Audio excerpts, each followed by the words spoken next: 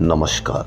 देश और दुनिया की तमाम फटाफट खबरों में आपका स्वागत है। खबरों के लिए आपसे निवेदन कि यदि आपने हमारे चैनल को सब्सक्राइब नहीं किया तो कृपया करके आपके अपने चैनल को सब्सक्राइब कर लें। आप सब्सक्राइब करते हैं तो हमें हिम्मत होती है सही और सच्ची खबरें आप तक पहुंचाने की। तो क्या है आज की बड़ी खबरें? कॉकरोच जनता पार्टी का जंतर मंतर पर प्रदर्शन, फाउंडर अभिजीत भी मौजूद, हजारों प्रदर्शनकारी शामिल, शिक्षा मंत्री इस्तीफा दो के नारे लगे। कॉकरोच जनता पार्टी ने दिल्ली के जंतर मंतर पर प्रदर्शन शुरू कर दिया है। फाउंडर अभिजीत दीप के भी मौजूद है। हजारों लाखों प्रदर्शनकारी इकट्ठा हुए, शिक्षा मंत्री इस्तीफा दो के नारे लगाए जा रहे हैं। अभिजीत दीप के शनिवार सुबह 7:45 पर अमेरिका से दिल्ली पहुंचे। वह करीब 1 घंटे बाद एयरपोर्ट से बाहर आए। अभिजीत दीपके ने अंबेडकर की किताब को हाथ में उठा रखा है। जंतर मंतर पर सीजेपी का यह पहला प्रदर्शन है। यह प्रदर्शन नीट, यूजी, पेपर लीक और सीबीएसई, सीयूईटी, एसएससी, जीडी जैसी परीक्षाओं में हुई गड़बड़ियों के खिलाफ है।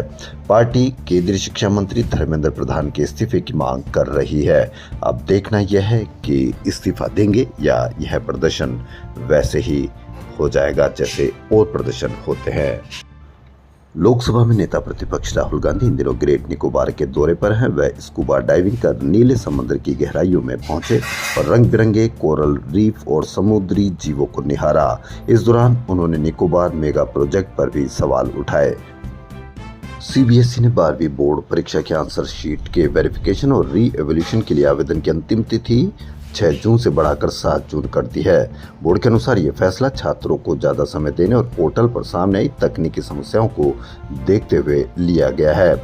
सीबीएसई ने 2 जून को पोस्ट रिजल्ट दिक्कतों के लिए ऑनलाइन पोर्टल शुरू किया था। इसके बाद कई छात्रों ने आंसर शीट देखने और वेरिफिकेशन री एवोल्यूशन के लिए आवेदन करने के दौरान कई दिक्कतें आने की शिकायत की थी और जिन्होंने भी शिकायत का कहीं पर भी कोई प्रचार किया तो उनको मीडिया एंकरों के द्वारा राष्ट्रद्रोह या पाकिस्तानी एजेंट भी करार दे दिया गया था।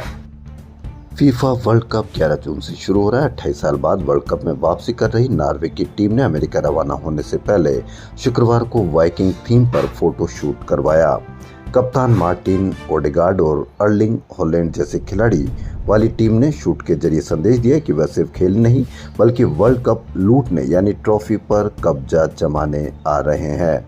नॉर्वे ने आखिरी बार 1998 में फ्रांस में हुए फीफा वर्ल्ड कप में हिस्सा लिया था।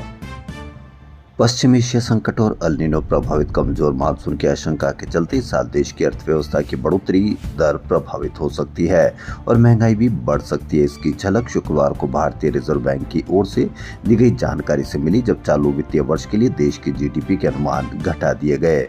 आरबीआई ने 3 दिवसीय मौद्रिक नीति समिति की बैठक के बाद मौजूदा हालात के तटस्थ रुख अपनाते हुए रेपो रेट 5.25% पर बरकरार रखी से आम लोगों को बैंक कर्ज की ईएमआई पर कोई बदलाव नहीं किया जाएगा।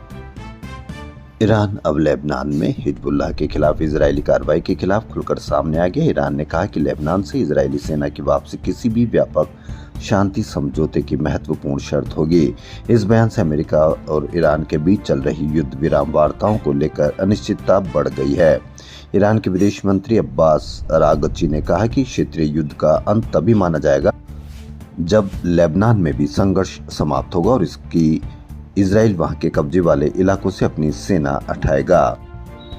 देश के डिजिटल इंफ्रास्ट्रक्चर क्षेत्र को सबसे बड़ा बूस्ट मिलने जा रहा है। दिग्गज data centre company air trunk ने भारतीय बाजार में करीब 3 लाख करोड़ रुपए के भारी भरकम निवेश की घोषणा की है। इस निवेश के तहत कंपनी देश में 5 गीगावाट की विशाल डेटा सेंटर क्षमता विकसित करेगी। यह भारतीय डिजिटल अर्थव्यवस्था के इतिहास में सबसे बड़ी विदेशी निवेश प्रस्तावों में से एक है।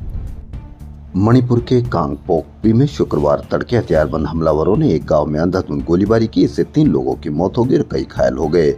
घटना के समय सभी लोग सो रहे थे। मृतकों में चर्च सचिव लेतको गमहाउकिब, उनकी गर्भवती पत्नी तिनमेरी और एक अन्य व्यक्ति शामिल है। हमले के दौरान 7 घर भी जलकर राख हो गए। तिनमेरी 7 महीने की गर्भवती थी। किस तरह से नैतिकता की पराकाष्ठा पार कर चुके हैं लोग। गर्भवती पत्नी समेत 3 लोगों की हत्या कब रुकेगा मणिपुर का बवाल? कहीं पर भी मीडिया पर इसकी कोई चर्चा नहीं है। केरल में 3 दिन की देरी से प्रवेश के बाद मानसून एक्सप्रेस ने रफ्तार पकड़ ली। कर्नाटक के समूचे तटीय इलाकों को पार कर मानसून सही समय पर गोवा पहुंच गए। ये मानसून की एंट्री की तारीख सामान्यतः 5 जून है। मानसून केरल तट से 35 किलोमीटर दूर समुद्र में 12 दिन अटका रहा था। केरल पहुंचकर पहले दिन ये 580 किलोमीटर तटीय रेखा में छा गया। अगले दिन कर्नाटक की 350 किलोमीटर तट रेखा पार कर गोवा में पहुंच गया। मानसून एक्सप्रेस ने पकड़ी रफ्तार। गोवा समय पर एंट्री। जयपुर में भी 2 इंच बारिश हुई। तो देश और दुनिया की तमाम फटाफट खबरों में फिलहाल इतना ही। धन्यवाद।